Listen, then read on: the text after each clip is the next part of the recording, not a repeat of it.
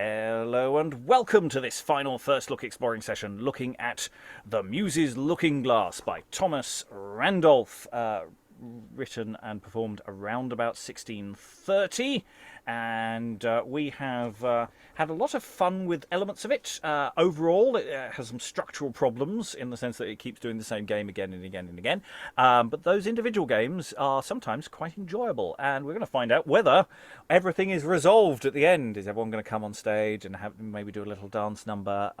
What's going to happen with the magic mirror? Is it a magic mirror? Is the mirror just going to be forgotten about? Who knows? We will find out. It's called The Muses Looking Glass, so hopefully that will resolve itself into a thing. Reading to find out how the play ends, we have reading Bird, Philoptima and Agrocius is... Alan in Suffolk. Reading Roscius and generally conversing with us is... Hi, I'm Lynn. I live in the northwestern United States. Reading with fingers crossed on the laptop, Flowerdew and Parum is... Hi, my name's Elizabeth Amisu and I'm an author based in the southeast of England. Reading Kataplectus, Nihil and Bomolochus is... Hi, I'm Francis Cox. I'm an actor and voice artist based in Amsterdam. Reading Luparius, Anaiskyntia and Nimis is... Rachel in Canada. And reading Colax, the character of Plus, and Mediocrity is... Hi, I'm Eric, and I'm your conscience. I'm a terrible conscience. And I'm your host, Robert Crighton. I will be reading stage directions and generally moving everything forward. So yes, we're going from Act 4 today. Act 4, Scene 1. Each act does seem to be an individual unit. This is a play that seems to be designed for an indoor theatre, and so there does seem to be a distinction between each act because there's on-stage characters who are constantly on stage throughout.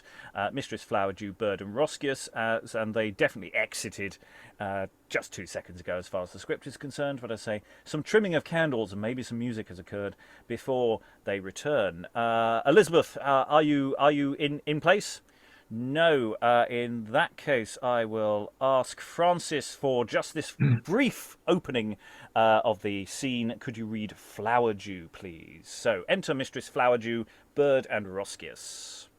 My indignation boileth like a pot. An overheated pot still.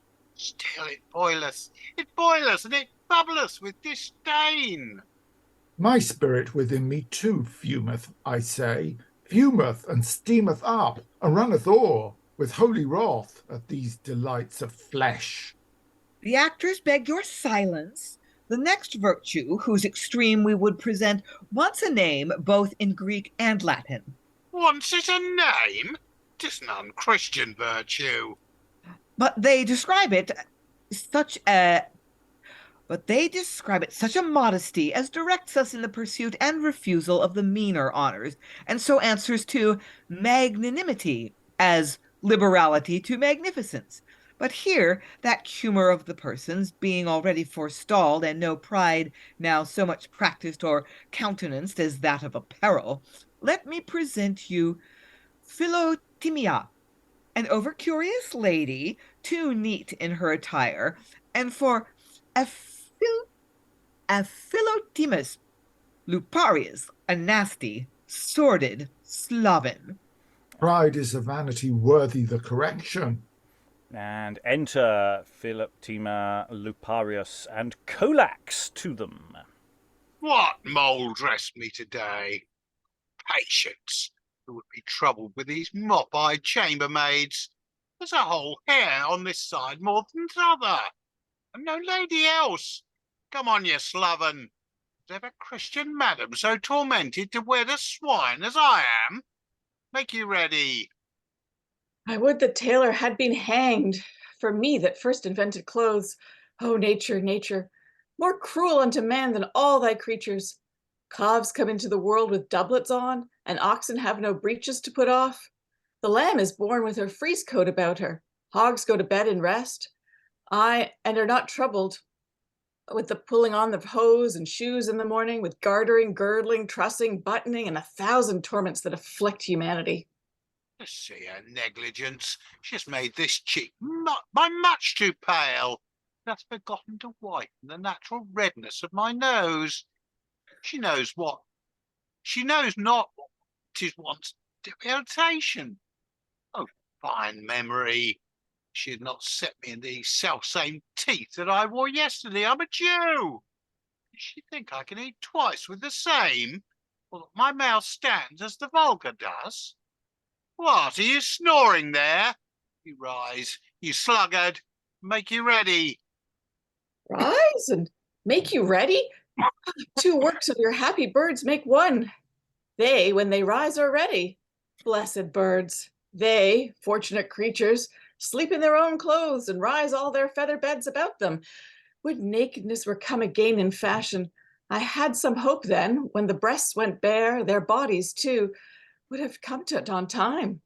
I'll be shrewer for it. This wrinkle is not filled. Come wash. You're a pretty husband. Our sow ne'er washes, yet she has a face methinks as cleanly, madam, as yours is. If you durst wear your own. Madam Superbia, you are studying the lady's library, the looking glass. 'Tis well, so great a beauty must have her ornaments. Nature adorns the peacock's tail with stars. 'Tis she attires the bird of paradise in all her blooms.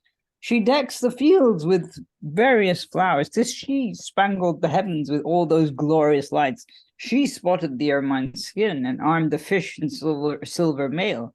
But man she sent forth naked. Not that he should remain so, but that he, endued with reason, should adorn himself with every one of these. The silkworm is only man's spinster, else we might suspect that she esteemed the painted butterfly above her masterpiece. You are the image of that bright goddess.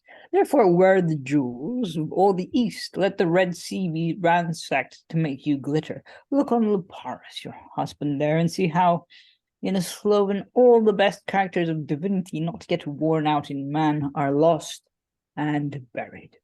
I say it to my grief. Pray counsel him. This vanity in your nice lady's honours of being so curious in her toys and dresses makes me suspicious of her honesty. These cobweb lawns catch spiders, sir, believe.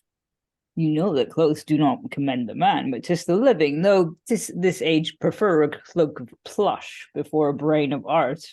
You understand what misery it is to have no worth, but that we owe the draper for. No doubt you spend the time your lady loses in tricking up her body to clothe the soul. To clothe the soul? Must the soul be clothed? I protest, sir. I had rather have no soul than be tormented with the clothing of it. Through these enter the extremes of modesty, a near kinswoman of the virtues, Anaiskyntia, or impudence, a bawd, and Kataplectus, an over-bashful scholar, where, our author hopes, the women will pardon him if, of 420 vices, he presents but 2, pride and impudence, of their sex.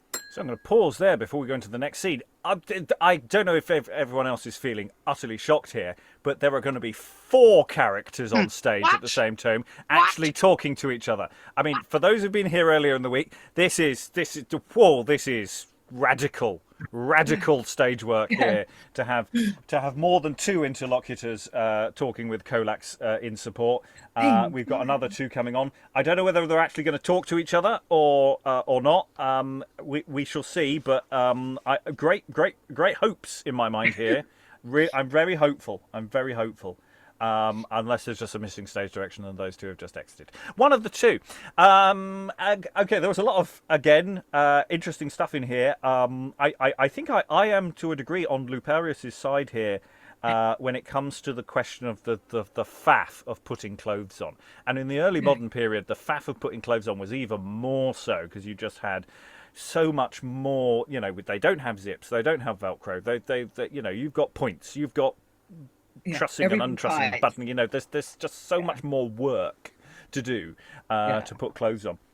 So I'm sort of on a bit on that side. And I think there's some lovely I say lovely. Some very funny sort of questions.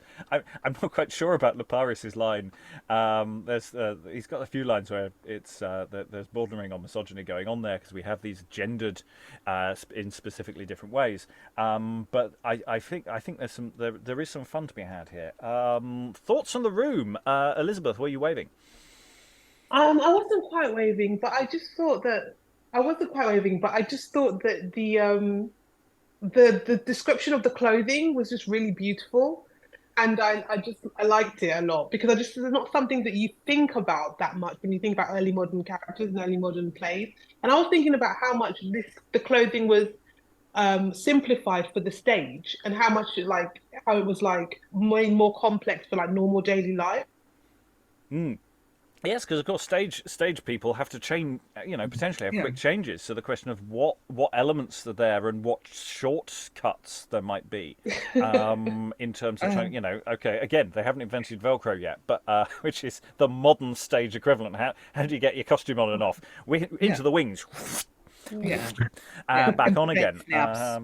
So an interesting question that I'm sure lots of people have done experiments with in the last sort of, but not something that we've done yet. Lynn.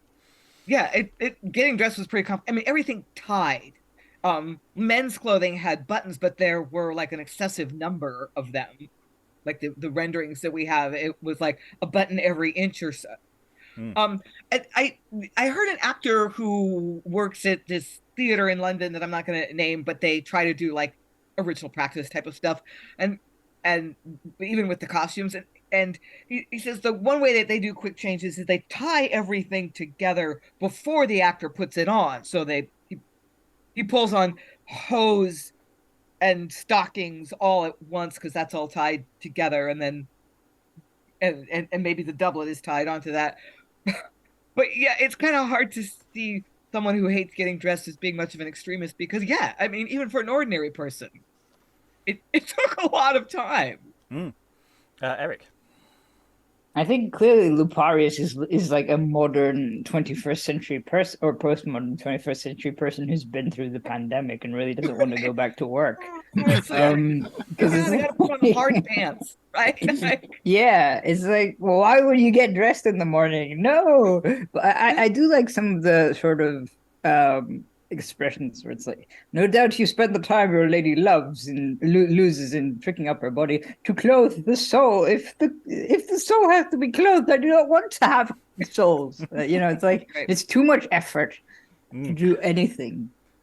Oxen have no breeches to put off. All the strange animal stuff that I'm finding quite interesting. So can we just all get naked? Would nakedness were come again in fashion? Also, Eric, a lot of people in your modern audience are like, agree, totes agree. I was just gonna say that I like to think that sort of Roscius introduces two more characters because Colax needs backup in this situation because clearly the two of them are too extreme to go off stage or something. I don't know. Maybe that's what's going to happen. Yes, let's find out whether Philoptima and Luparius are actually going to interact with the two newcomers. So let's go into the next scene, let it run on. Act 4, Scene 2, enter Anaiskyntia and Kataplectus to them. Here comes Anaiskyntia too. Bates, Acolastus and Asotus have sent for me, and my breath not perfumed yet.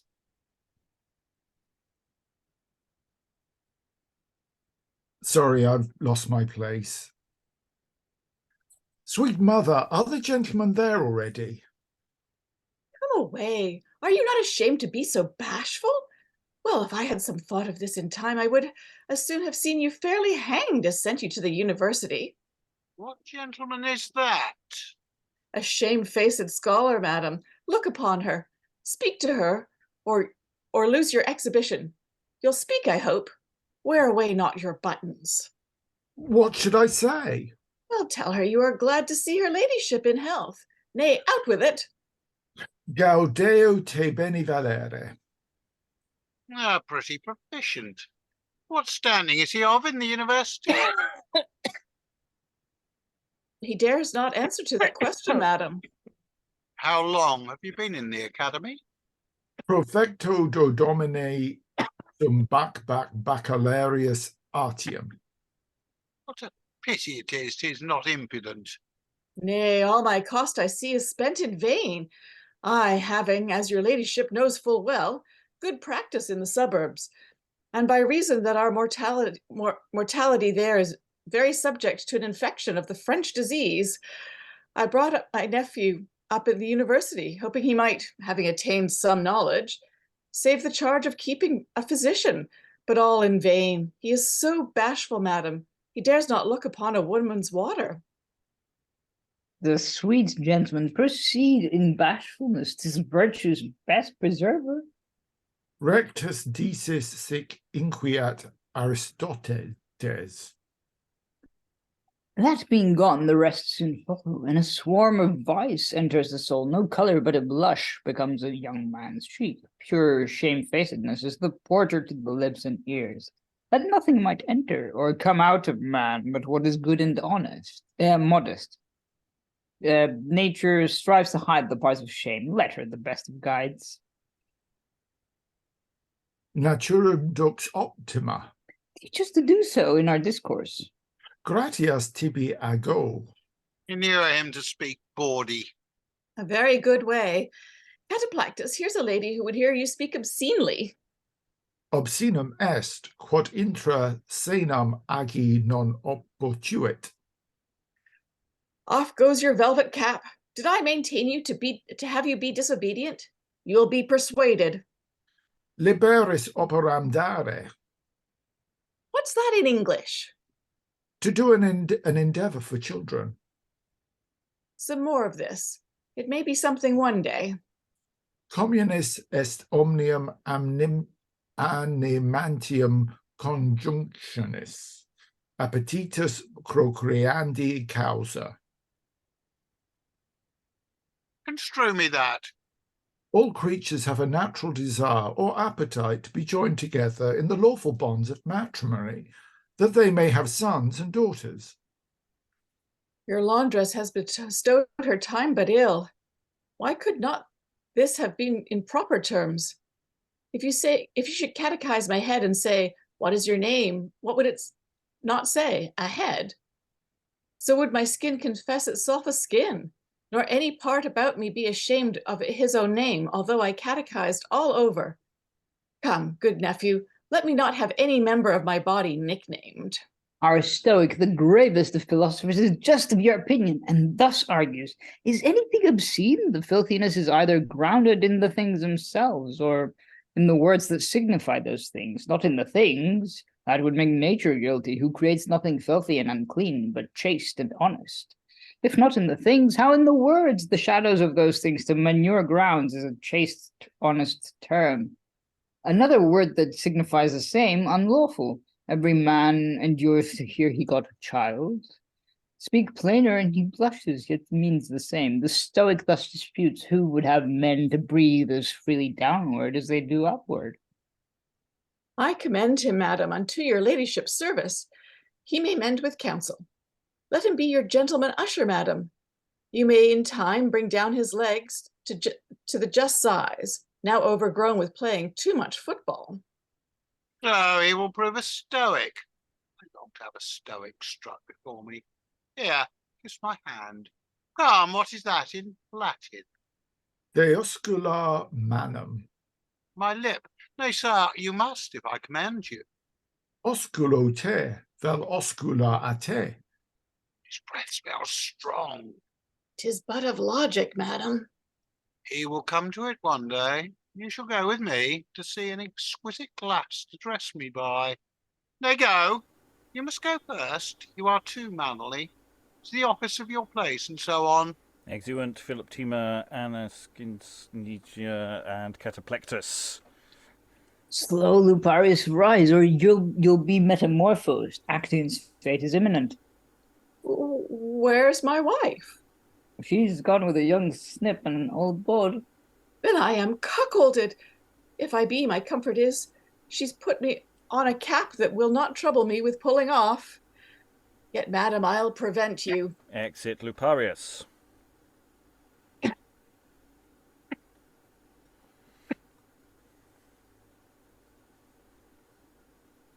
Oh, sorry. The next are extremes of justice. But we will pause before we have the extremes of justice. So the characters have all gone off to the Looking Glass, and okay, technically they're all on stage at the same time, but none of them have actually conversed with each other. So, boo.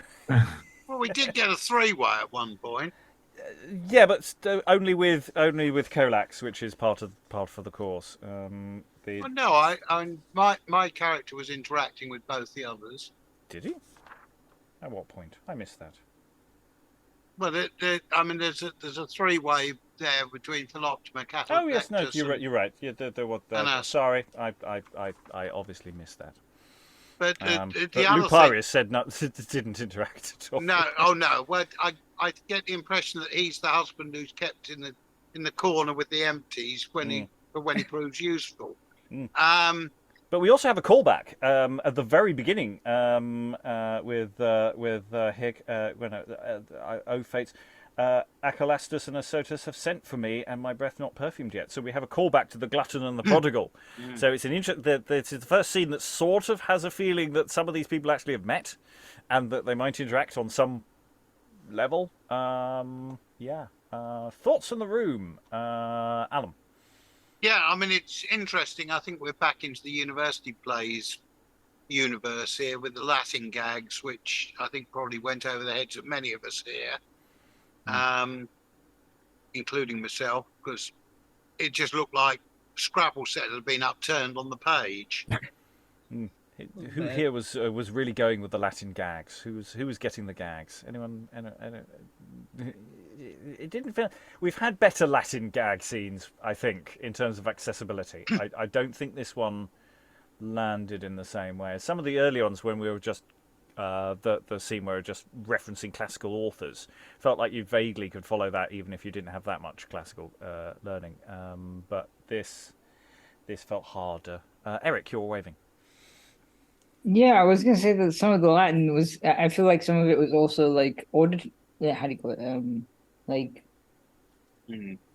audible or I don't know, oral, as in like like listening gags, where like you kind of have this whole thing about the baccalaureum or whatever it was, as in like that sounds like a chicken sound if you play it up and stuff. I mean, I don't know any Latin, but yeah. Like do domina sum baccalaureus. It sounds like he got left behind in class. If you really want to go with the English, but yeah, it makes me wonder what the what do you call it? What the audience was, because if there was an audience at all. Well, it was an established playing company. This wasn't a university show just because this guy has written for a university. So in that sense, it's it's Salisbury Court. It may have a slightly more upper end of the market, but that doesn't necessarily mean. And again, I don't really know. This is very much the end of history as far as my knowledge is concerned. It all gets a bit blurry around here. So this is I'm learning as I'm going. Eric again. Well, also like there's a sort of, it's just there's a part where I'm like I kind of disagree with the analogy used, but I mean it's just because Colax goes Actaeon's fate is imminent, which basically means he gets turned into a stag, aka horned. But then like the whole point of Actaeon being turned into a stag was because he was like peeping. So yeah, I don't know. I'm intrigued by that, but also it's like, yeah, I'm just a mythology nerd. It's not my fault. Fair enough. Okay, shall we move on? Elizabeth, is your laptop obeying? Excellent. Good.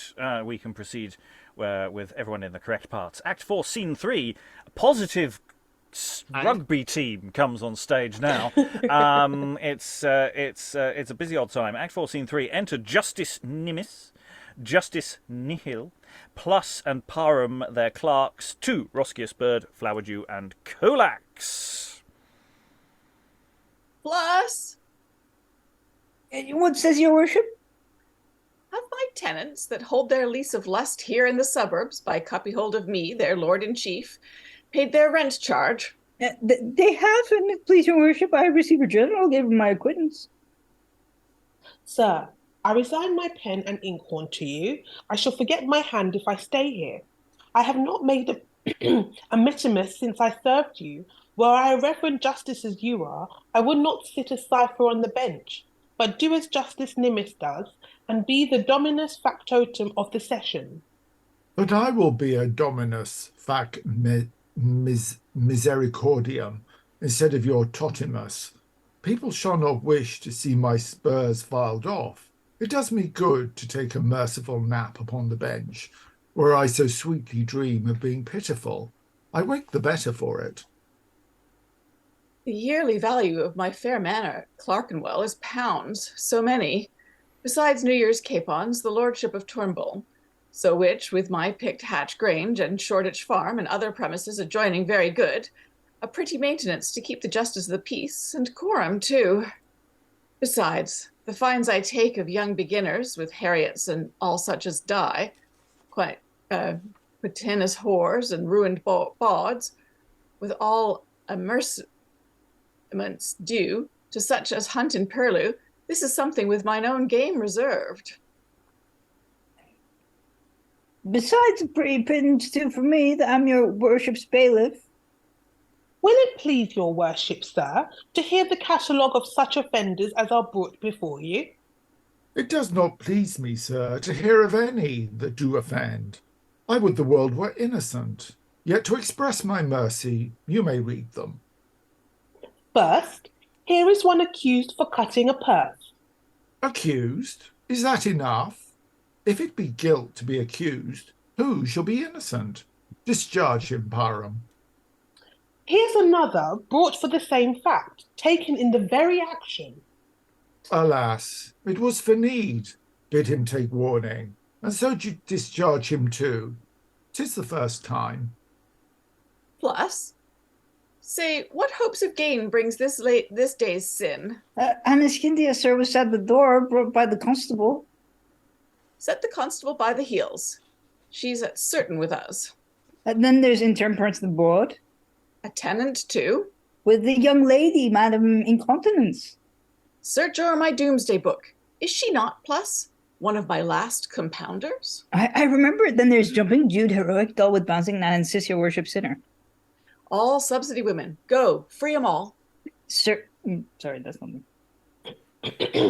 Sir, sir, here's a known offender, one that has been stocked and whipped innumerable times, has suffered bridewell often, not a jail, but he's familiar with, burnt in the hand, forehead, and shoulder, both his ears cut off, with his nose slit. What shall I do with him? So often punished. Nay, if no correction will serve his turn, e'en let him run his course. Here's Mistress Frailty, too, the waiting woman. For what offence? A sin of weakness, too. Let her be strongly whipped. And please, your worship, she has a nobleman's letter. Tell her, plus, she must have the king's picture, too. Besides, she has promised me I should examine her above the garret. What's all that to me? And she entreats your worship to accept. Nay, if she can entreat in English, plus, she is injured. Say she is injured. Sir, here's Snip the tailor, charged with a riot. Parum, let him go. He is our neighbour. Then there is a stranger for quarrelling. A stranger? Oh, 'tis pity to hurt a stranger. We may all be strangers, and would be glad to find some mercy, Parum. Sir, here's a gentlewoman of St. John's is charged with dishonesty. With dishonesty? Severity will amend her, and yet, plus, ask her a question if she will be honest. And here's a cobbler's wife brought for a scold. Tell her of cucking stools. Tell her there be oyster queens with orange women, carts and coaches store to make a noise. Yet if she can speak English, we may suppose her silent. Here's a bachelor and a citizen's wife for flat adultery. What will you do with them? A citizen's wife?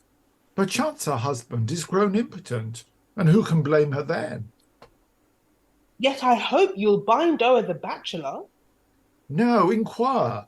First, if he have no wife, or if the bachelor have not a wife of his own, 'twas but frailty, and justice counts it venial.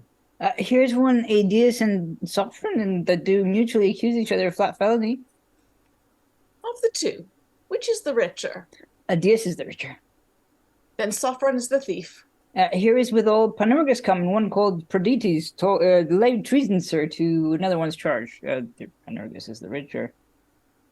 He's the traitor, then. How, sir, the richer? Thou art ignorant, plus. We must do some injustice for our credit, not all for gain. If Trapolis complained, sir, Bomolochus has abused him. Send Eutropolis to the jail. It is Atropolis that complains, sir.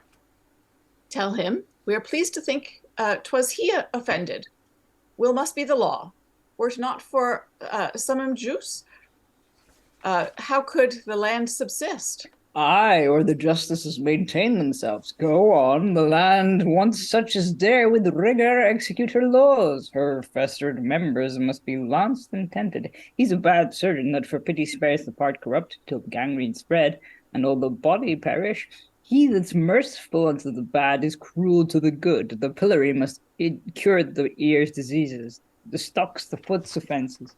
Let the back bear her own sin, and her rank blood purge forth by the phlebotomy of a whipping post.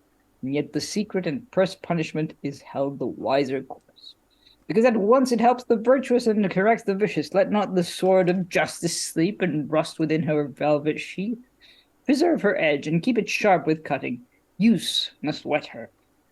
Tame mercy is the breast that suckles vice, till hydra-like she multiply her heads, tread you on sin, squeeze out the serpent's brains, all you can find. For some have lurking holes where they lie hid, but theirs within a glass will show you every close offender's face. Come, plus, let's go to find out these concealments. We will go rich and purchase honor. Thus I mean to be a baron of summum jus. Exeunt Nimis and plus. You are the strangest man. You will acknowledge none for offenders. Here's one apprehended for murder. How? He killed a man last night. How came it to pass? Upon a falling out. They shall be friends. I'll reconcile them, Parum. One of them is dead. Is he not buried yet? No, sir. Why then, I say, they shall shake hands. As you have done with clemency, most reverend Justice Nihil, gentle mildness thrones itself within you. Your worship would have justice use her balance more than her sword, nor can you endure to die. The robes you wear is deep scarlet in the blood of poor offenders. How many men hath rigor by her too hasty and severe proceeding prevented from amendment that perchance might have turned honest and have proved good Christians? Should Jove not spare his thunder, but as often discharge at us as we dart sins at him? Earth would want men, and he himself want arms, and yet tire Vulcan and Pyracmon too. You imitate the gods, and he sins less. He sins less, strikes not at all, than he strikes once amiss. I would not have justice too falcon-eyed. Sometimes a wilful blindness, what becomes there? As one upon the bench, she sleeps and winks at the transgressions of mortality, in which most merciful posture I have seen your pitiful worship snoring out pardons to the despairing sinner. There's within a mirror, sir. Like you go see your face. How like Astria's 'tis in her own glass. Sorry, carry on. And I'll petition Justice Nimis Clerk to admit me for his under-officer. And exeunt Parum and Nihil.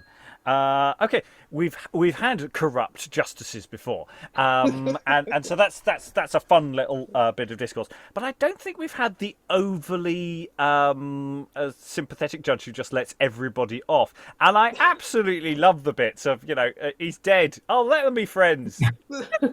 Is he buried yet? He's dead. No. Is he buried yet? Let him shake hands. It'll be fine. And I do like the extremity of that, and I do think that's really nicely done. But yeah, the judge who's just sitting there going, which one is richer? Okay, let's just test the bribe. Thank you very much. Yeah, we've had that one before. Alan.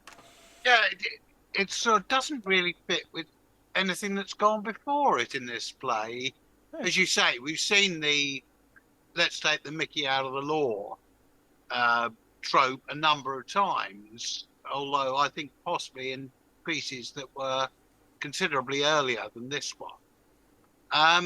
But it just seemed like a very strange change of direction from it's another all extreme. of the dialogues we'd had for the last 3 acts. It's another extreme. So you've got the person who won't convict anyone and the person who will only commit. I mean, I think the extreme would work better if you've got a judge who's just kills everybody, hangs everybody. You just have this just off with his head in a sort of judge, whatever. Yeah. Yeah, and the other one is giving out. So it's being a little too subtle, I think, in its in what it's doing.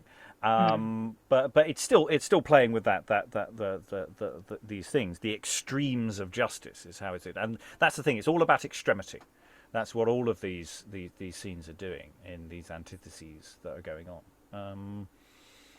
But I'm not sure actually if you looked for the middle ground between these. Yeah, it'd still be a bit corrupt. Yeah. Lynn. Yeah, I'm kind of with Alan here that this doesn't really quite work. Or the author, I'm guessing, couldn't resist the temptation to satirize corrupt judges. I mean, it was a huge problem because judges didn't draw a regular salary, so they were easy to bribe because they were basically doing judge work as a public service. So it was a social problem, and the author decided he needed to bring that up. But the difference between corruptibility and excessive lenience, that's not an opposition. That's not really two opposites.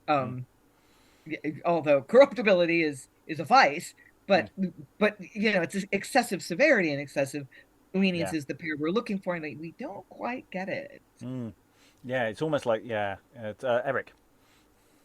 Yeah, but I think it works because you get the impression that there is a kind of crosstalk going on as well. You can't at some point there's Plus is talking to Nihil and then Parum is talking to Nimis, and then they kind of have this at least I think so, unless I've confused my characters, which is entirely possible.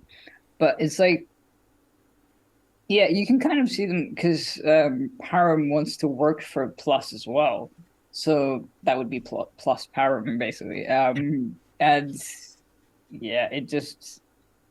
I think it works because it's two different genres of justice, I guess. Two different colors or flavors. And it is a fun scene. I mean, I do lament slightly that clearly in the last 60 years or so that Bouncing Bess has obviously gone out of fashion, and we've got Bouncing Nan instead. So I like the alliteration. It's a shame. Elizabeth. Yeah, I'm with you, Rob, and I'm with Eric. I think it worked very well, actually. I thought it was hilarious because I could just imagine Parum looking through all the different people who have been accosted and being arraigned or called up, and then looking for the people that will actually give the justice, make the justice do his job. And he's at one point he sort of finds the person that's oh, we're friends, we couldn't possibly judge a friend. And he's okay, this is a stranger, and he said, oh well, strangers are very important as well.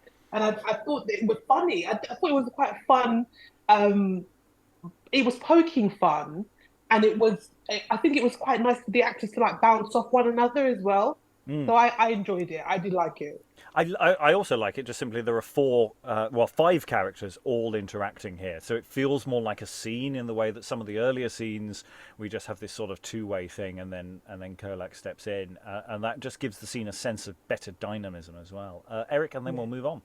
I think it's also one of those things where, obviously the faster you go, the more hilarious it becomes, because you kind of have, yes, off with his head. Oh, yeah, no, whip her and kill, so on and so forth. And then it's like the other guy going, oh, yeah, no, let her go, let her go, let her go. It's fine, yeah. Or it's kind of like, almost like he's kind of just swipe left. And then you kind of...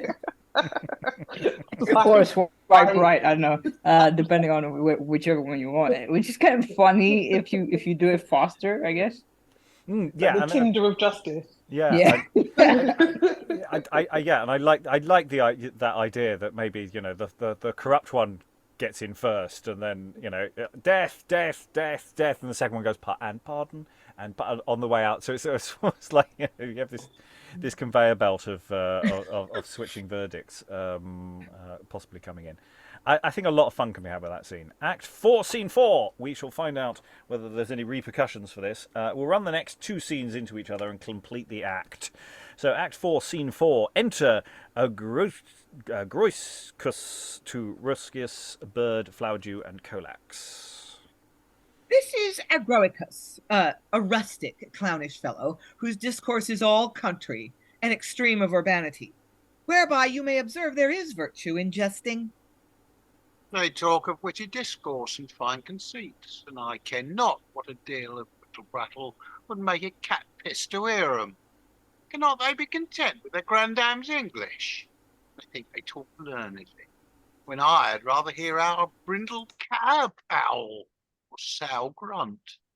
They must be breaking of jests with a moraine, and I had as lief hear 'em break wind, Sir Reverence. My son Dick is a pretty bookish scholar of his age, God bless him.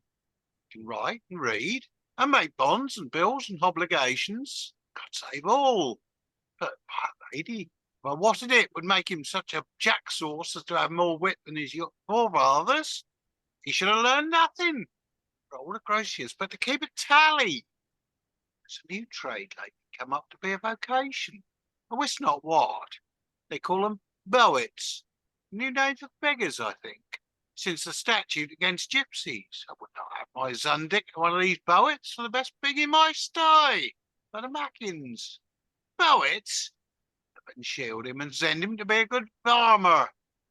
Cry, hey-o, gay, hey-o, gay. Yeah, it is better. I'd drown than being a poet. Poets. I'll see him remitted to the jail and have his 12 godfathers, good men and true, condemn him to the gallows, and there see him falsely prosecuted. So he's one of the kiss, one of the poets. Now, what to take all the red-nosed tribe of them, for Agrocius. Does not abuse his betters? 'Twas a good world when I first heard the elder plough.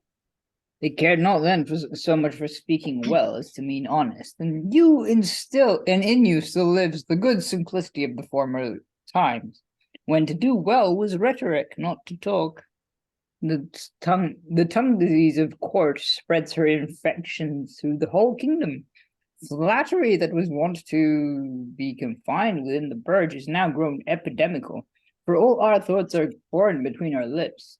The heart is made a stranger to the tongue, as if it is used a language that she never understood.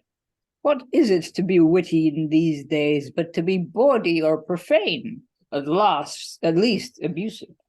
Wit is grown a petulant wasp, and stings she knows not whom or where or why, spews vinegar and gall on all she meets without distinction, buys laughter with the loss of reputation, father, kinsman, friend. Hunts ordinaries only to deliver the idle timpanies of a windy brain that beats and throbs above the pain of childhood, till every care she meets be made a midwife to her light bastard issue. How many times Bomolochus' sides and shoulders ache and groan. He is so witty. Here he comes, away. Wit is dangerous, and I dare not stay.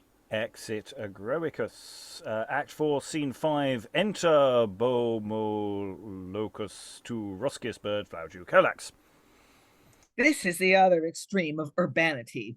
Bomolochus, a fellow conceited of his own wit, though indeed it be nothing but the base dregs of scandal and a lump of most vile and loathsome scurrility. Aye, this is he we looked for all the while. Scurrility. Here she hath her impious throne. Here lies her heathenish dominion. This most impious cell of corruption. It is a purgatory, a mere limbo, where the black devil and his damned scurrility do rule the roost. Foul princes of the air. Scurrility. That is he that throweth scandals, soweth and throweth scandals as 'twere dirt, even in the face of holiness and devotion. His presence is contagious, like a dragon. He belches poison forth, poison of the pit, brimstone, hellish and sulphurous poison. I'll not stay, but fly as far as zeal can hurry me. The roof will fall and brain me, but I'm due to hear his blasphemies, his graceless blasphemies. He shall vent none here, but stay, and see how justly we have used him. Stay, brother. I do find the spirit grow strong. Hail, sacred wit! Earth breeds not bays enough to crown thy spacious merit. Oh, oh, oh. Cratinus, Eupolis, Aristophanes, or whatsoever other wit did give old comedies the reins and let her loose to stigmatize what brow she pleased with slander of people, prince, nobility, all must yield to this triumphant brain. Oh, oh, oh.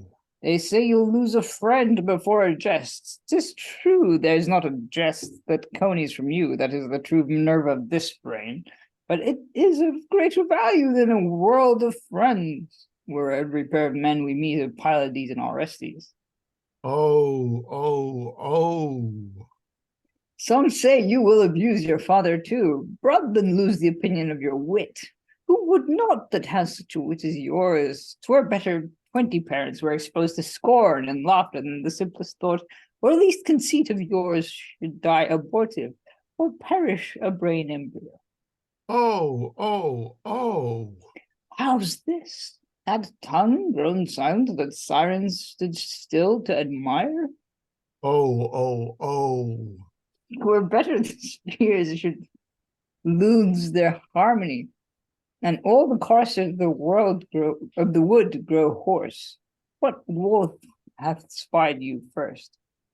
Oh, oh, oh. Sure, Hermes, envying that there was on earth an eloquence more than his, has struck you dumb, malicious deity. Oh, oh, oh. Go in, sir, there's a glass that will restore that tongue whose sweetness angels might adore. Oh, oh, oh, oh, oh, oh. There's another O. Oh. Exit Bomolochus.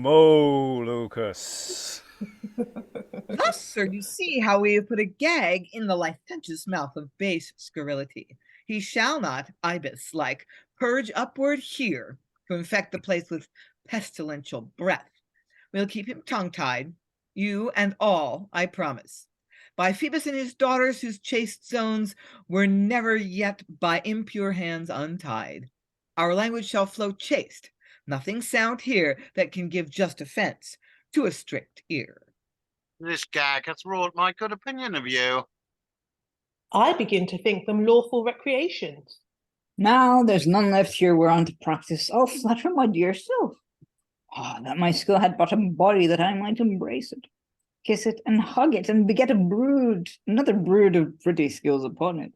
Were I divided, I would hate all beauties and grow enamored with my other half. I, self-love, Narcissus. Had not been a fault, hadst thou, instead of such a beauteous face, had but a brain like mine. I can gild vice and praise it into alchemy till it go for perfect gold, and cousin almost the touchstone. I can persuade a toad into an ox till swelled too big with my hyperbole, she burst asunder. And 'tis virtue's name lends me a mask to scandalize herself. Vice, if it be no more, can nothing do. That art is great, makes virtue guilty too. I have such strange varieties of colors, such shifts of shapes. Blue Proteus sure begot me on a chameleon. And I changed so quick that I suspect my mother did conceive me, as they say mares do, on some wind or other. I'll peep to see how many fools I made with a report of a miraculous glass. Heaven bless me, I'm ruined. Oh, my brain witty to my undoing, I've adjusted myself to an eternal misery. I see lean hunger with her meager face ride post to overtake me. I do prophesy a Lent immortal. Phoebus, I could curse thee in thy brittle gifts. Pandora's box compared with this might be esteemed a blessing. The glass which I conceived of fabulous humors at the height of wonder proved a truth.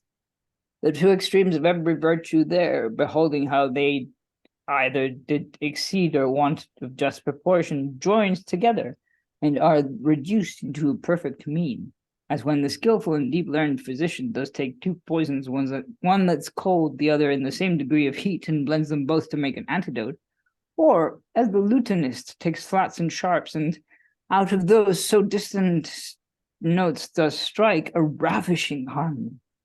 Now there is no vice. 'Tis a hard world for Colax. What shift now? Discalus doth expect me. Since this age is grown too wise to entertain a parasite, altered the glass, and their turn virtuous too. Still strive to please, know not to flatter you. There is good use indeed, la, to be made from their conversion. Very good in sooth, la, and edifying. Give your eyes some respite. You know already what your vices be. In the next act you shall your virtues see. And they exit. So we've found out what happens when you look in the glass. Matter and antimatter collide, and in an explosion, you are turned into a virtue. And that's what's been going off. So I quite like the idea that everyone walks off stage and they go, ah! Well done, Bomolochus. I was moved by those O's. I did say in the chat, I need you to dig deep here, and that's just what we did. So we have two extremities there of country and urbanity to a degree, though I'm not quite sure we got any of that from Bomolochus at all. I had to but know yeah. what the fuck I was doing. Yeah, thoughts in the room on that one. I'll go to Lynn and Alan and then Eric. A little disappointed. I mean, all the other vices have had something to say, but they felt like they had to, literally gag gossip, and slander. I wonder what that's all about. The sort of amateur historian in me wonders if it's something to do with King Charles's court, like he wouldn't tolerate that. He was sort of punctilious, from what I've read. So, but yeah, I felt a little let down that we didn't have him spewing horrible gossip and slander, and because that would have been kind of fun. Yeah. I quite like, as a part, I'm looking at this going, I could learn those lines. I really could. But I'd say I'm really not sure what the direction is. What is he doing? What do these O's mean? And is it really oh, because he's literally gagged? Yeah. Yeah. Alan, then Eric. Yeah, the other thing that got me is pretty well all of the rest of the players been short lines, and then suddenly we get the yokel, the clown, who's got these really extended pieces of writing that would be incredibly tricky to try and work out what was going on at a first look. My son Dick's a pretty bushy scholar of his age, God bless him. But he sort of drifts in and out of yokel. There's some reasonably sensible stuff in there, and then he sort of descends back into Well, when I was following the plough like my father. Yeah, it feels like the author has only tokenly put in bits of dialect, and then because the Boets, it's poets is spelt with a B, it's Boets, those damn Boets. I mean, some nice stuff in there. And yeah, as a sort of contrast. But yeah, it's the biggest bit of prose beyond Roscius, who also has prose. Whereas Agrocius also has a fair amount. I need to decide where the I is living there. Note to self. Yeah, so, but as I say, we found out, and it's something a bit sad at the end, that Colax goes, my brother is waiting for me to be annihilated into a new virtuous person. I suppose I better go and do it. There's almost an as he goes off to do that. It's like we've been with him. It's like he must go back to Neverland or something. I don't quite know what's fly away. Eric. Yeah, I felt kind of sad for him, but I do like how he kind of goes, "Oh, I'll peep to see how many fools I made." And it's like I get the impression there is a curtain, sort of. I think we've been talking about a curtain with a mirror, where we kind of have that thing of like, I will peep, and it's like, oh shit, the mirror is real. What are we gonna do now? But yeah, I like how he has this sort of changing, like, sort of what's it called? Like from the beginning of that speech to the end, you have a complete change of character where he goes, "Well, I'm alone now. What am I supposed to do? I don't have anyone to talk to, annoy or play with or do anything else." It's like, now what? Yeah. Poor little Colax. But also, Roscius has really set us up for the final act of going, hi, we've had all the vices, now final act's going to be all the virtues. And I'm sort of sitting here thinking, should we leave at the interval? Because it's nothing like the edification of some virtues to say this is going to be a showstopper to fight for Act 5. So, we shall see in a second. Eric, and then we'll move on. I think also we saw it in was it Magnificence by Skelton, where you've got for about 3 something acts or 4 something acts, all the vices plotting the downfall of Magnificence, and then just sort of the virtues come on and it's resolved, and it's like, well, it was more fun being evil. It's always more fun being evil. I know, it's so sad. More fun. The edification is always, I think that's the problem with all morality plays, is you want to spend so much more time with the vices. Okay, well, we've dealt with the vices. They've all been annihilated and turned into virtues in the great Hadron Collider of the early modern stage. So, Act 5, Scene 1. Enter Roscius, Mistress Flowerdew, Bird, having had an ice cream at the interval. Now, verily I find the devout bee may suck the honey of good doctrine thence, and bear it to the hive of her pure family, whence the profane and irreligious spider gathers her impious venom. I have picked out of the garden of this play a good and wholesome salad of instruction. What do you next present? The several virtues. I hope there be no cardinal virtues there. Oh, there be not. Then I'll stay. I hate a virtue. We've been made a cardinal. Cardinal virtues, next to Pope virtues, are most impious. Bishop virtues are unwarrantable. I hate the virtue in a Morris dance. I will allow of none but deacon virtues or elder virtues. These are moral virtues. Are they lay virtues? Yes. Then they're lawful. Virtues in orders are unsanctified. We do not present them royal as they are. We do present them royal as they are in all their state in a full dance. What dance? No wanton jig, I hope. No dance is lawful, but prinkum prankum. Will virtues dance? Oh, vile, absurd maypole, maid Marian virtue. Dancing is lawful, and so forth. Yes, etc. That etcetera's doing a lot of work, isn't it? I don't know what the etc. is. Is there just more speech? Is that a song? My guess is it's a well-known song, a song that was Yeah, well. usually etc. does go into either something that's too rude to publish or a text that people would know. There's a lot to unpack in that little bit because of course we've got lots of various plays on the Catholic confession there. We've done in the past plays on the cardinal virtues, but here it's this leaning on the word cardinal. Don't want any cardinals, not in the Church of England, thank you very much.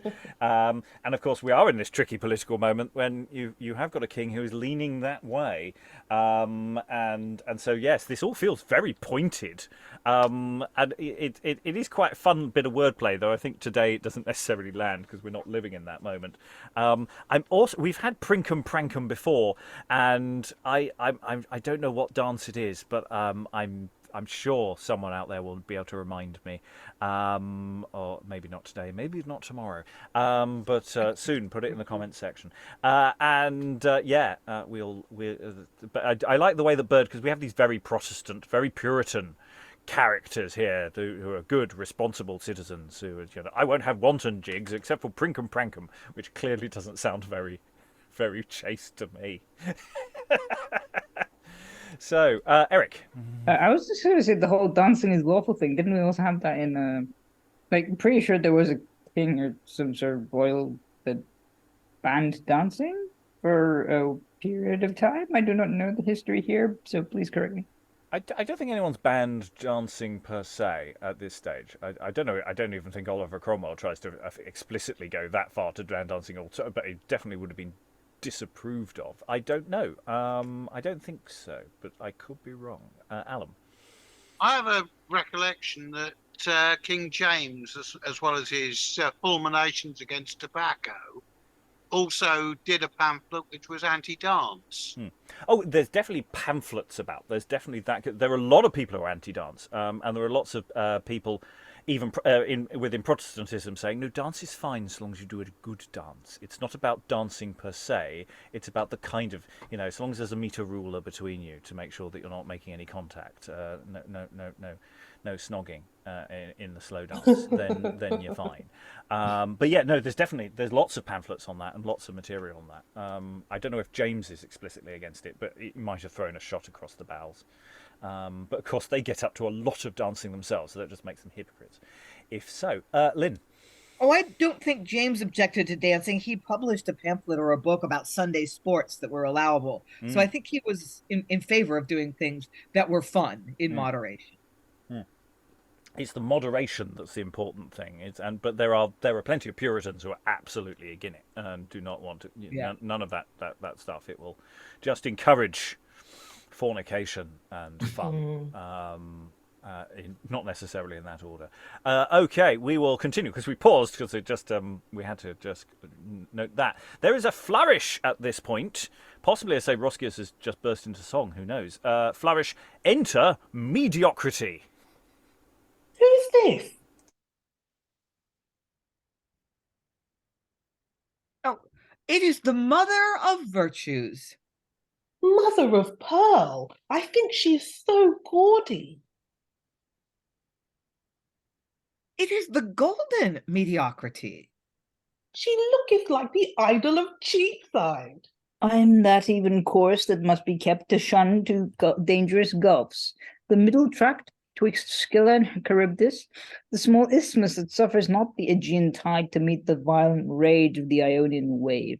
I am a bridge or an impetuousy, can't read, free and safe passage to the wary step, but he whose wantonness or folly dares decline to either side, falls desperate to a certain ruin. Dwell with me, whose mansion is not placed so near the sun as to complain of its neighborhood and be scorched with his director beams, nor so remote from his bright rays as to be situate under the icy pole of the cold bear, but in a temperate zone. 'Tis I am she. I am the golden mediocrity, the labor of whose womb are all the virtues, and every passion too commendable. Sisters, so like themselves as if they were all but one birth, no difference to distinguish them, but a respect they bear to several objects. else had their names been one, as are their features. So when 11 fair virgins of a blood all sisters and alike grown ripe of years match into several houses, from each family each makes a name distinct and all are different. They are not of complexion red or pale, but a sweet mixture of the flesh and blood, as if both roses were confounded there. Their stature neither dwarf nor giantish, but in a comely, well-disposed proportion. And so also like their mother, that they are all mine, and I am each of them. When in the midst of dangers I stand up, a wary confidence betwixt fear and daring, not so ungodly bold as to be fearful of heaven's just anger, when she speaks in prodigies, and tremble at the hazard of my religion, shake to see my country threatened with fire and sword, be a stark coward to anything that may blast my reputation. But I can scorn the worst of poverty, sickness, captivity, banishment, grim death, if she dare meet me in the bed of honor, where with my country's cause upon my sword, nor not edged with hope or anger, nor made bold with civil blood or customary danger, nor the fool's whetstone inexperience, I can throw valor as a lightning from me, and then I am the Amazon fortitude. Give me the moderate cup of lawful pleasures, and I am temperance. Make me wealth's just steward, and call me liberality.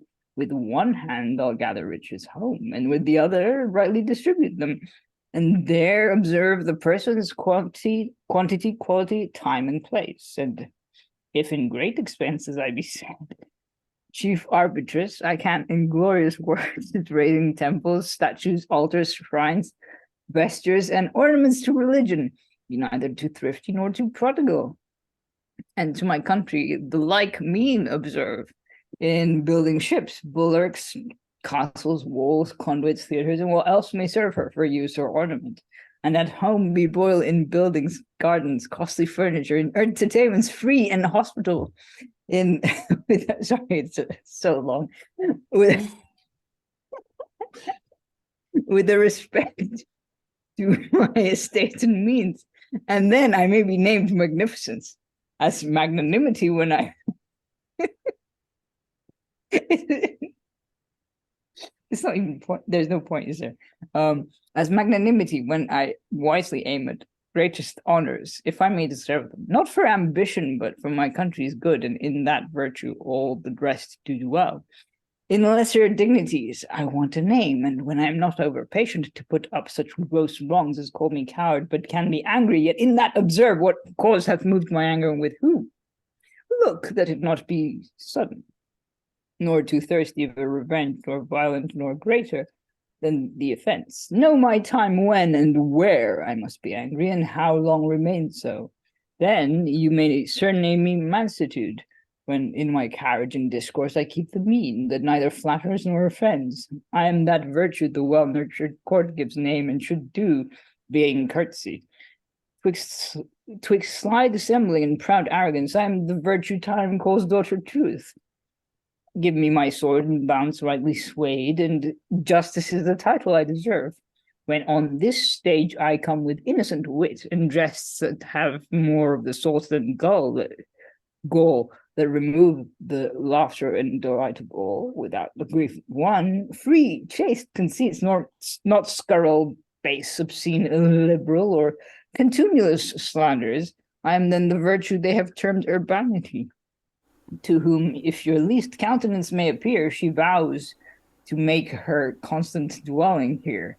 My daughters now are come. And yes, the arrival of the daughters, the virtues, who are all going to sing a song. And they're also going to do a little dance. Yeah, there's a little masque that's going to follow now, wherein all the virtues dance together, which I'm sure was lovely. I've no idea what it looked like. I've no idea how many people. Presumably the whole cast come on, do a number. Yeah, Act 5, Scene 2, the masque, wherein all the virtues dance together, and Mediocrity, now that I've given Eric a chance to take an in-breath, has some more words. My apologies. It's a short speech. It's a short speech. It's fine. You have seen all my daughters, gentlemen. Choose your wives hence. You that are bachelors can find no better, and the married too may wed them, yet not wrong their former wives. Two may have the same wife, and the same man may wed two virtues, yet no bigamy. He that weds most is chastest. These are all the daughters of my womb. I have 5 more, the happy issue of my intellect, and thence surnamed the intellectual virtues. They now attend not on their mother's train, and we hope they act in each spectator's brain. I have a niece besides, a beauteous one, my daughter's dear companion, lovely friendship, a royal nymph. Her we present not to. It is a virtue we expect from you. And exit Mediocrity with the chorus. And we go into Act 5, Scene 3. So our original set of people on stage, Bird, Flowerdew, Roscius, sort of unpack that. Oh, sister, what a glorious train they be. They seem to me the family of love. But is there such a glass, good Roscius? There is. Sent hither by the great Apollo, who in the world's bright eye and every day, set in his car of light, surveys the earth from east to west, who, finding every place fruitful in nothing but fantastic follies and most ridiculous humors, as he is the god of physic, thought it appertained to him to find a cure and to purge the earth of ignorance and sin, 2 great diseases, and now grown epidemical.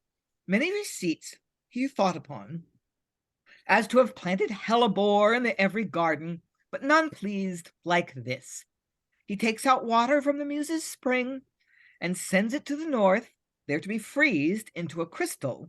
That being done, he makes a mirror with it, and instills this virtue, that it should by reflections show each man all his deformities, both of soul and body, and cure them both. Good brother, let's go see it. Saints may want something of perfection. Glass is but of 1 day's continuance, for Pluto, thinking if it could cure all, his kingdom would grow empty, for 'tis sin that people's hell, went to the fates and bid them spin it too short a thread, for everything as well as man measures by their spindle. They, as they must obey, gave it a thread no longer than the beasts of Hypanis, that in 1 day is spun, drawn out, and cut. But Phoebus, to requite the black god's envy, will, when the glass is broke, transfuse her virtue to live in comedy. If you mean to see it, make haste. We will go post to reformation. And exeunt Bird and Flowerdew. Nor is the glass of so short life, I fear, as this poor labor. Our distrustful author thinks the same sun that rose upon her cradle will hardly set before her funeral. Your gracious and kind acceptance may keep her alive from death, and when she's dead, raise her again and spin her a new thread. Act 5, Scene 4. Enter Mistress Flowerdew and Bird. This ignorance even makes religion sin, sets zeal upon the rack and stretches her beyond her length. Most blessed looking glass, that didst instruct my blinded eyes today, I might have gone to hell the narrow way. And hereafter I will visit comedies and see them off. They are good exercises. I'll teach devotion now, a milder temper, not that it shall lose any of her heat or purity, but henceforth shall be such as shall burn bright, although not blaze so much. And they exeunt, and we have an epilogue from Roscius. You've seen the Muses Looking Glass, ladies fair and gentle youths, and others too, who e'er have filled this orb. It is the end we meant, yourselves unto yourselves still to present. A soldier shall himself in Hector see, grave counselors, Nestor, view themselves in thee. When Lucrece part shall on the stage appear, every chaste lady sees her shadow there. Nay, come who will, for our indifferent glasses will show both fools and knaves in all their faces, to vex and cure them. But we need not fear. We do not doubt, but each one now that's here, that has a fair soul and a beauteous face, will visit oft the Muses Looking Glass. And exit and end the play. So Act 5 was was quite a different act. It's and 1630.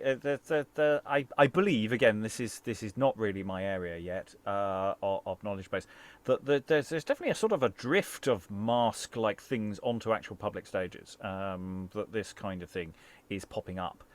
Not just in the court, but actually there are theatrical performances of this kind of thing for a general audience. So having something that is explicitly a closing mask where everybody has it's almost a callback, I think, to that sort of the jig tradition that may have sort of been more Elizabethan, but in a much more formal style, to close the show with, say, a bit of song and dance, and an extremely long sermon, basically, from Mediocrity. And of course the weight of the word mediocrity has slightly shifted. It's the middle ground. It's the mean. It's not that they're just a bit rubbish.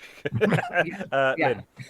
Yes, I was wondering if there was some irony in using mediocrity, and I happen to have access to the OED through my institution, so meaning B, more generally the quality or condition of being an intermediate between two extremes, a quality position equally removed from two opposite extremes, a mean, now rare, but it has examples from as early as 1510, 1532, 1530. So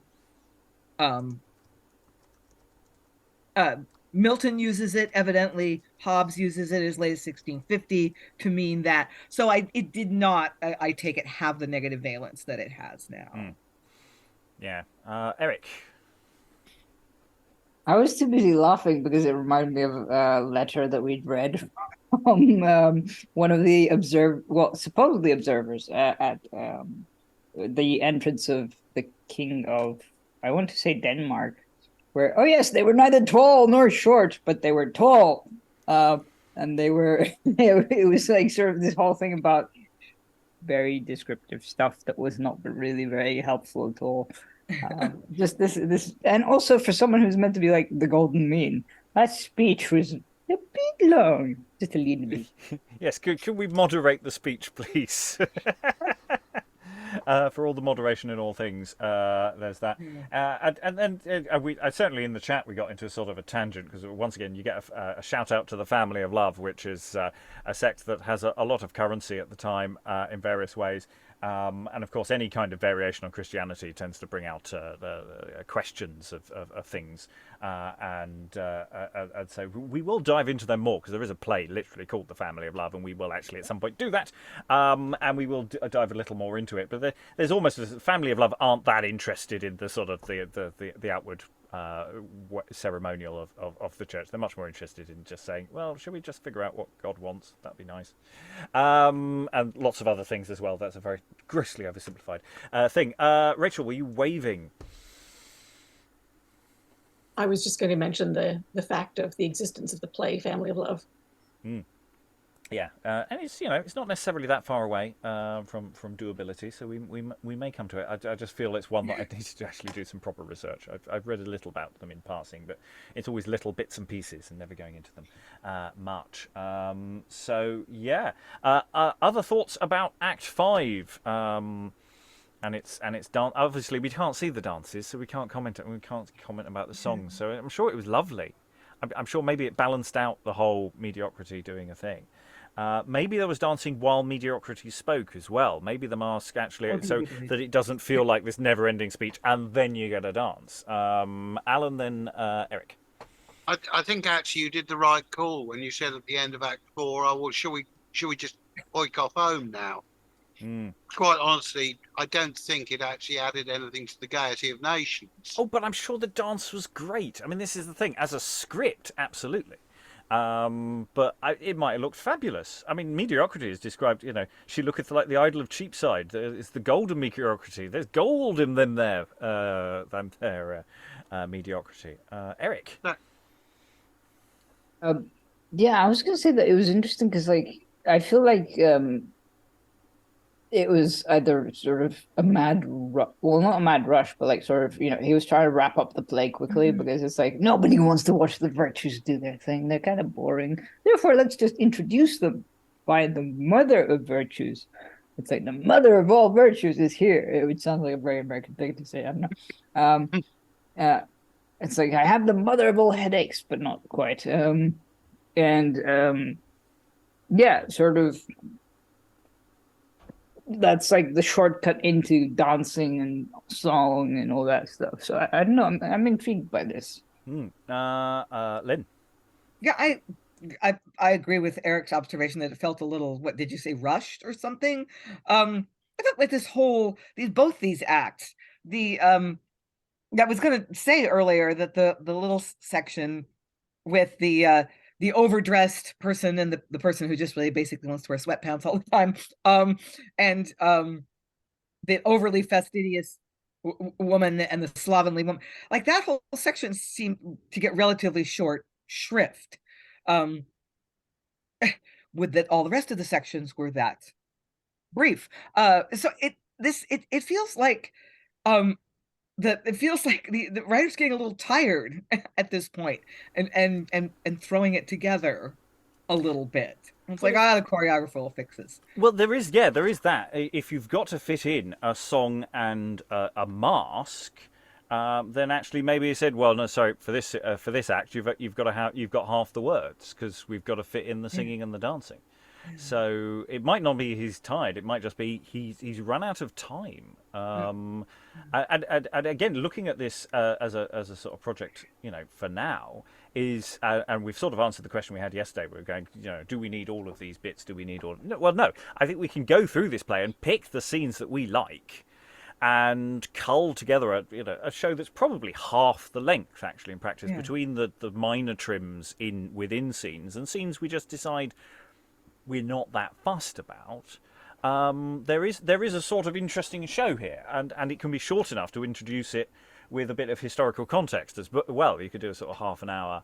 This is why the show is what it is, and then you could have quite a lot of fun with it. And I'm quite interested in how to do a mask actually with a relatively small cast as well. I think there could be a lot of fun to be had with if we look at this as a small cast thing. Eric.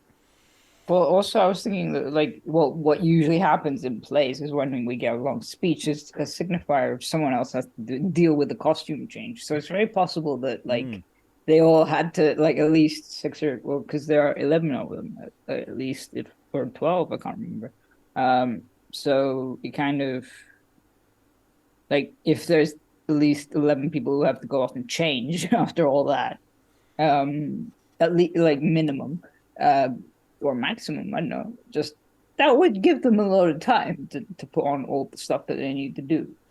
Yes, I mean, hypothetically they've had an interval, but it's not necessarily a very long interval between acts. It may only just be a couple of minutes. So that extra mediocrity, spin it out, because we've got to, as was pointed out earlier in the play, it takes ages to put these dresses on, even if we've prepared. Plus makeup, or any other, things to make them look particularly bling. The point of this ending is clearly to demonstrate the bling, and look fabulous. And indoor playhouse with nice candlelight, you can actually get a really nice effect because it hides the joins. Does candlelight? It's not like your sharp sunlight beating down you in the face, showing up all the cracks. It's remarkably fun for you. Alan and then Lynn. Yeah, I must admit, I was thinking that the mediocrity extended speech, which I would have a blue pencil waiting for. Oh yeah, is basically the front of tabs number while the stage is set for the big Pinto walk down at the end. New set, new costumes, everybody appearing glamorous. But there's also the issue, Flowerdew's line, when mediocrity is announced, she looketh like the idol of Cheapside. Now, I took that, in fact, that was a put down. She's all fur coat and no knickers. Done up to the nines. Well, this is the thing. From Flowerdew's position, anyone who is overdressed that's going to be a negative. I'm assuming the idol of Cheapside is it might be something to do with part of the street furniture. I'm not sure which bit it will be. It might be the standard. It might be that it will be something like the golden statue of Ares or something like that on the top of the standard, or one of the other bits of street furniture along Cheapside. So yes, she's covered in gold. From Flowerdew's perspective, that would be a put down. I think that you're absolutely right on that front. But that doesn't also mean, from an audience perspective, she looks fabulous, and that's just Flowerdew's problem, because that's who Flowerdew is.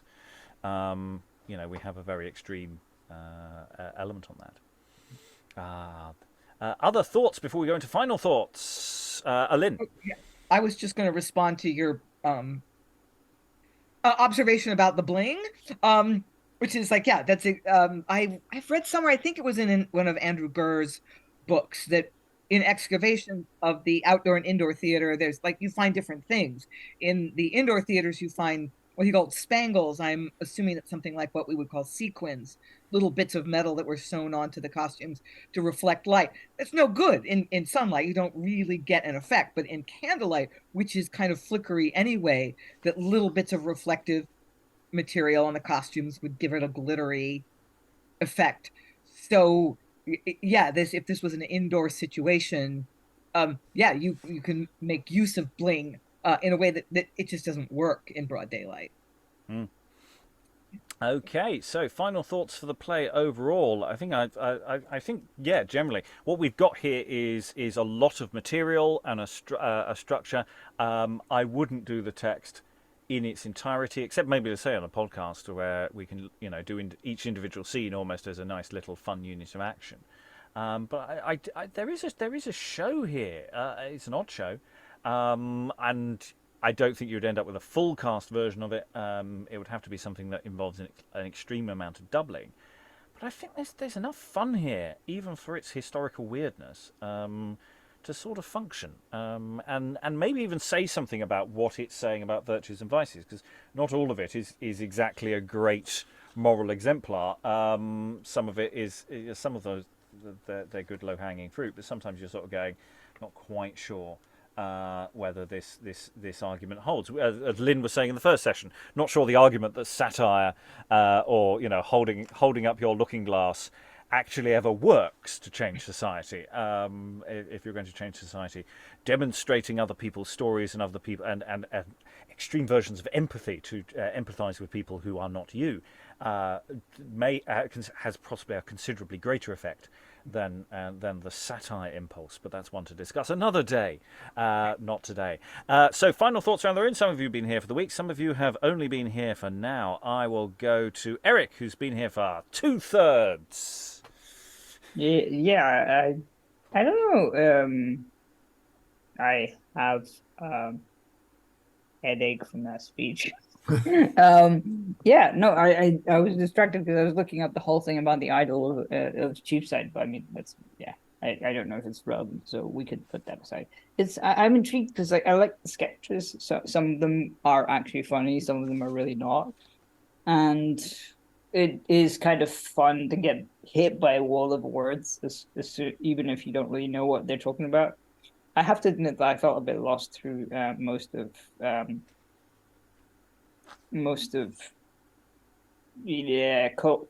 speeches. Some of his metaphors are quite elaborate, especially when we had the Bomolochus and Colax stuff, where it's like, oh, and then Colax just elaborates on all that, which made me think also that maybe Bomolochus is one of the sort of overly acting actors who kind of go, oh, changing hands every 5 seconds, and sort of overly tragic actors or poets. I don't know. Yeah, I think it could be very funny in a visual and audio context. Francis, thrown in at the deep end.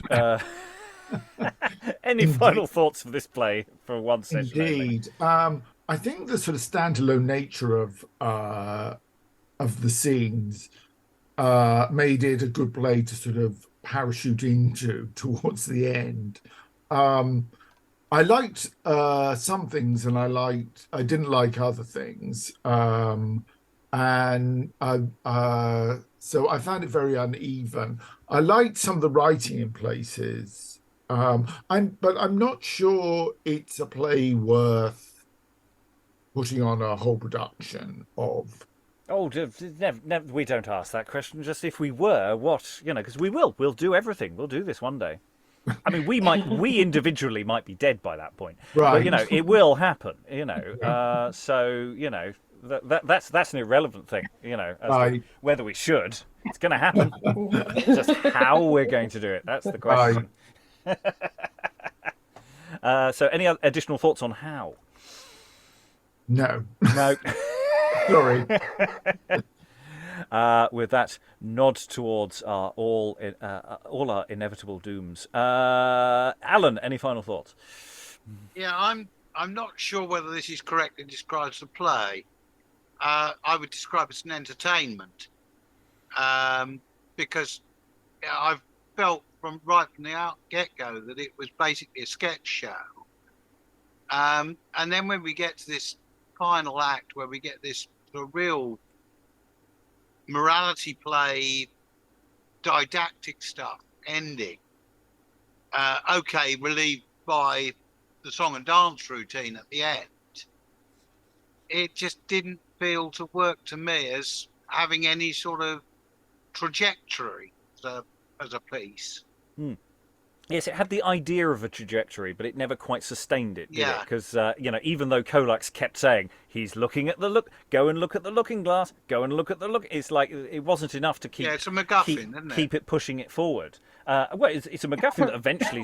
It doesn't pay off because we never see them look at the looking glass at the end. He just says, they've gone off stage and annihilated themselves into virtues. It's like, we don't see it. If that's the mask... That would be quite fun to see, that the two virtues come together, vices come together dance-wise, and then turn into virtues in some way.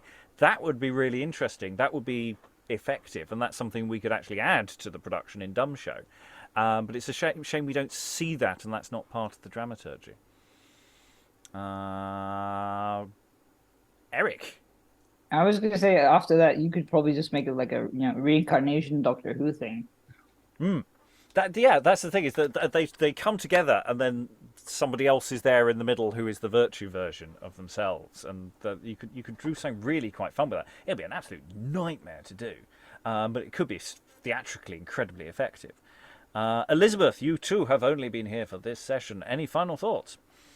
Yeah, I just what really spoke to me from the comments that have been made so far of unevenness and oddness. There's some parts of it that I really liked. I love the stuff with the justices. I thought that was hilarious. And then you get these really long speeches that kind of just almost annihilated the audience. I think that, and then you also had these exclamations of oh that were in the place of what could have been a really good speeches. So I thought it was an uneven play. We're definitely going to do it because we do them all. I really wanted more from the mask. I wanted to read more about how the mask was put together and what the costumes were like. And I just thought that made it, that the spectacle of the thing made it. And that maybe it's more of as Alan said, of an entertainment than a play. It sort of knows what it is. It's okay, we're going to give you a long speech, but that's not what this is about. This is about the really cool dances that's going to go on in the next act. So overall, I enjoyed it. I did find it a bit uneven, and I kind of liked its oddness. I think let's do some more weird stuff. Why should it always be normal? Yeah, and it is. Yeah, it's that difference between this and some of the master texts we have looked at, where you get so much more description and you know what's going on, even if we can't see it. Someone's gone to the effort to tell us what it looked like, and this reading more like the sort of the simple version that's just for the actors, rather than the dancing master, which is such a shame. Maybe there's other data on it, but I don't think there is. Rachel, any final thoughts? Yeah, I take your point that the individual vignettes in themselves might be quite lively to watch. I was, as I mentioned yesterday, I was thinking about the framing device that Flowerdew provides and how effective that is or isn't at holding this whole piece together. At the end, she says she's off to look in the mirror and reform. From what? I find the framing device not strong enough to hold all these pieces together. Yeah, we talked about this last time about how we could probably dispense with Bird and Flowerdew until the very end because their interjections don't add anything as the play's going on. But there's also a question, maybe... I mean, it's irritating because Colax's end is quite good. I really like Colax saying, I'm basically going to go off and annihilate myself because I'm not real. Which is a shame because I was sitting there going, oh, we could give Colax's stuff to somebody else. We could probably redistribute Colax to bump up some of the other people's parts. And we can't do that. We absolutely can't because it's the one sort of really weird meta thing going on in the play that I really like. And is almost the thing that holds it together. Yeah, there's something tokenistic about Bird and Flowerdew at the end, isn't there? They're not going anywhere. They're just on. Their opening's great for those who weren't here for the first session. Their opening, they basically walk on stage and just call the audience sinners and wicked, licentious people. How dare they? They're all awful. It's great. They just abuse the audience for 5 minutes, and that's almost worth the admission price alone. Actually, I really love that opening, and I think it would be very effective. Lynn, any final thoughts? Oh, maybe too many. Yeah, I think the thing to do would be to pick 3 to 5 of the pairs that are your favorites and maybe conflate similar pairs like I was talking about in the previous session, that the sensuality and abstemiousness and avarice and prodigality are maybe similar enough that you could interleave those.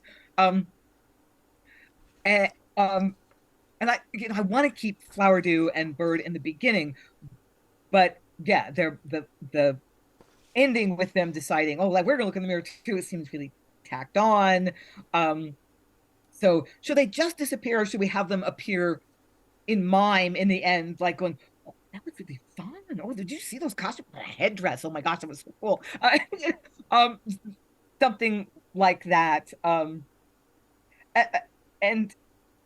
Yeah, and so I would like pick out 3 to 5 of the pairs of vices,